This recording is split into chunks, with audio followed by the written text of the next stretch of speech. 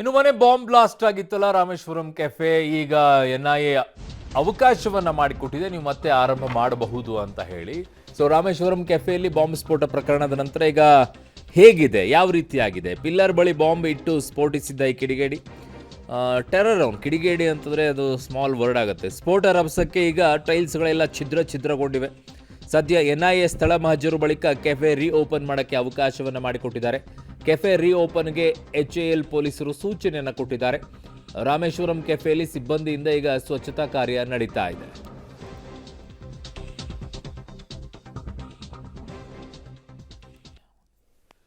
ರಾಮೇಶ್ವರಂ ಕೆಫೆಯಲ್ಲಿ ಸಿಬ್ಬಂದಿಗಳು ಈಗ ಸ್ವಚ್ಛತಾ ಕಾರ್ಯ ಮಾಡ್ತಾ ಇರುವಂಥದ್ದು. ಆ ಪಿಲ್ಲರ್ ಏನು ನೋಡ್ತಾ ಇದ್ದೀರಾ, ಪಿಲ್ಲರ್ ಪಕ್ಕದಲ್ಲೇ ಸ್ವಲ್ಪ ಅಳತಿ ದೂರದಲ್ಲೇ ಅವನು ಹ್ಯಾಂಡ್ ವಾಶ್ ಮಾಡುವಂಥ ಜಾಗ ಏನಿರುತ್ತೆ ಅಲ್ಲಿ ಅದನ್ನು ಇಟ್ಟು ಹೋಗಿರ್ತಾನೆ. ಅವನ ಇಂಟೆನ್ಷನ್ ಏನು? ಪಿಲ್ಲರ್ ಏನಾದರೂ ಆದರೆ ಒಂಚೂರು ದೊಡ್ಡ ಮಟ್ಟದಲ್ಲಿ ಆಗಲಿ ಅಂತಾನೆ ಇಟ್ಟಿರುವಂಥ ಬಾಂಬ್ನಿಂದಾಗಿ. ಸೊ ಸದ್ಯಕ್ಕೆ ಈಗ ಟೈಲ್ಸ್ಗಳೆಲ್ಲ ಛಿದ್ರಗೊಂಡಿದೆ. ಅದರದ್ದೆಲ್ಲ ಮತ್ತೆ ರಿವರ್ಕ್ ಮಾಡ್ತಾ ಇದ್ದಾರೆ ಹೋಟೆಲ್ನವರು. ಹಂಗೆ ನೀವು ತೋರಿಸು, ನಾವೇನು ನೋಡ್ತೀವಿ ಇಲ್ಲಿ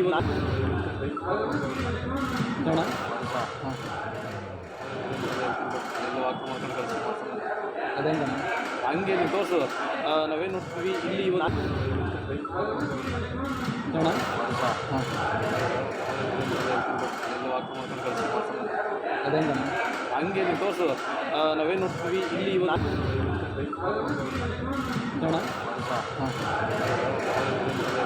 ನೀವು ತೋರಿಸು,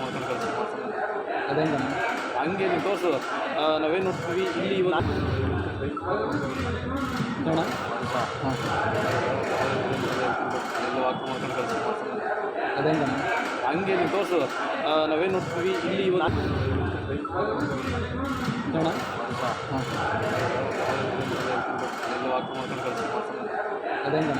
ಹಂಗೆ ನೀವು ತೋರಿಸು, ನಾವೇನು ನೋಡ್ತೀವಿ ಇಲ್ಲಿ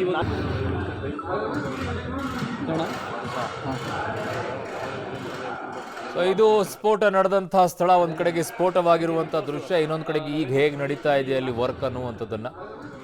ಸೊ ಅಲ್ಲಿ ಬ್ಲಾಸ್ಟ್ ಆದಾಗ ಕಿವಿ ಹೇಗೆ ನೋವಾಗಿರುತ್ತೋ ಹಾಗೆ ಕೆಲವರಿಗೆ ಕಿವಿ ನೋವಾಗಿರುತ್ತೆ ಅನ್ಸುತ್ತೆ. ಏನು ಹೇಳ್ತಾ ಇದ್ದೀವಿ ಅನ್ನೋದನ್ನು ಕೂಡ ಕೇಳಿಸ್ಕೊಳ್ಳೋದಿಲ್ಲ. ಸೊ ಈಗ ಕೆಫೆಯಲ್ಲಿ ಸಿಬ್ಬಂದಿಯಿಂದ ಸ್ವಚ್ಛತಾ ಕಾರ್ಯ ನಡೀತಾ ಇದೆ. ಟೈಲ್ಸ್ಗಳೆಲ್ಲ ಒಡೆದು ಹೋಗಿದೆ. ಆ ಪಿಲ್ಲರ್ ಬಳಿನೇ ಬಾಂಬ್ ಇಟ್ಟಿದ್ದ ಅವನು. ಪಿಲ್ಲರ್ಗೆ ಏನಾದರೂ ಹೆಚ್ಚು ಕಡಿಮೆ ಆಗಿದ್ದರೆ ಕಟ್ಟಡಕ್ಕೆ ಬಹಳ ಡೇಂಜರ್ ಆಗಿರೋದು.